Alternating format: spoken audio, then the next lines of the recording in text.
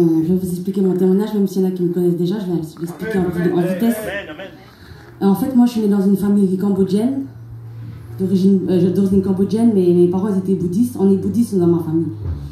Et maintenant que je connais Jésus, en fait, j'étais athée, je croyais en rien. Et je croyais en rien, j'avais peur de rien, et j'étais née dans un quartier difficile, là où il y avait de la haine, de la drogue, des choses vraiment dures. Même pour une fille, j'étais comme un homme. J'arrivais pas à me soumettre, j'étais pire qu'un homme. J'ai fait des choses vraiment très graves. Même pour une fille, il fallait falloir se débrouiller, il fallait faire des choses très graves, très difficiles. Et j'ai grandi comme ça. Et j'ai fait des choses vraiment pas à la gloire de Dieu. Et je croyais vraiment pas en Dieu.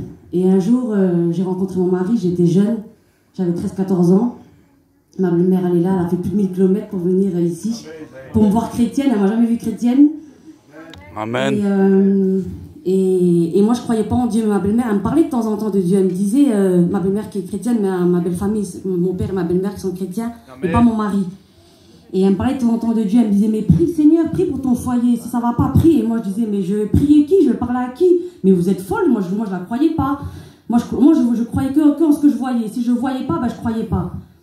Et voilà, les années sont passées comme ça, et ma belle-mère, de temps en temps, elle me parlait. Et moi, je dis, non, moi je suis bouddhiste, moi je veux rien savoir, on me parlait pas de votre religion, moi je veux rien savoir. Et mon mari, de temps en temps, il me ramenait à la Réunion pour faire prier pour mon petit beau-frère qui était malade. Il avait attrapé une tumeur, c'était vraiment difficile, ce moment-là. Et je l'ai accompagné, parce que c'est mon mari. Et j'ai jamais rien ressenti. On allait dans les grands chapiteaux à Gien. Regardez, maintenant, il n'y a plus de chapiteaux, et maintenant, je meurs pour y aller. On allait à Gien, et il y avait les chapiteaux, je savais même pas ce que c'était, les chapiteaux. Il y avait les chapiteaux devant moi, et je savais même pas qu'est-ce que c'était. Et maintenant, je mourrais pour y aller, il n'y a plus de chapiteaux là-bas. Ils font plus de réunions là-bas. Ils font plus l'émission. Avec la gloire de Dieu, ils vont le refaire, je le sais.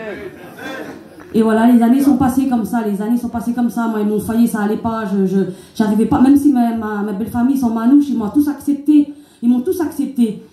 Et ils m'ont jamais jugé. Et les années sont passées comme ça, les années. Et moi et mon compagnon, on s'entendait pas, on se disputait beaucoup.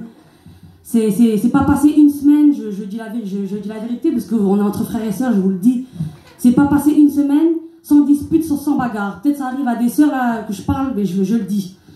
Et ça passait comme ça les années, et j'étais vraiment très malheureuse, mais je croyais être heureuse, je croyais avoir ce que je voulais, parce que mon mari faisait tout pour moi, il fait tout pour son foyer. Et à l'âge de 27 ans, j'ai eu ma fille, et je pensais être heureuse. T'as un foyer, t'as un enfant, t'as un mari qui t'aime depuis que t'as 13 ans, mais qu'est-ce que tu veux de plus? T'as tout ce que tu veux, mais pourquoi t'as jamais la paix? Qu'est-ce que t'as? Pourquoi t'as jamais la paix? Eh ben, j'avais pas la paix, vous savez pourquoi? Parce que j'avais pas Jésus avec moi. Et un jour, mon mari m'a ramené à la place d'Albi, et j'ai rencontré une sœur, la Evelyne, tout le monde la connaît, la Evelyne et le Kevin. Mon mari, il voulait voir son copain avec une vie transformée. Et moi, j'ai vu cette sœur-là, c'est important ce que je veux dire pour les sœurs, là. Un seul regard que j'ai vu dans ses yeux, elle a même pas dit une parole. Un seul regard. J'ai dit, mais qu'est-ce qu'elle a, cette femme? Elle a pas grand-chose, elle a pas la dernière campine, mais elle est en train de chanter des cantiques, elle était joyeuse, elle était heureuse. Je dis, pourquoi moi j'ai pas ce qu'elle a, elle, là? Amen. Sans dire un mot, à son regard, à son comportement, je dis, mais qu'est-ce qu'elle a, cette femme?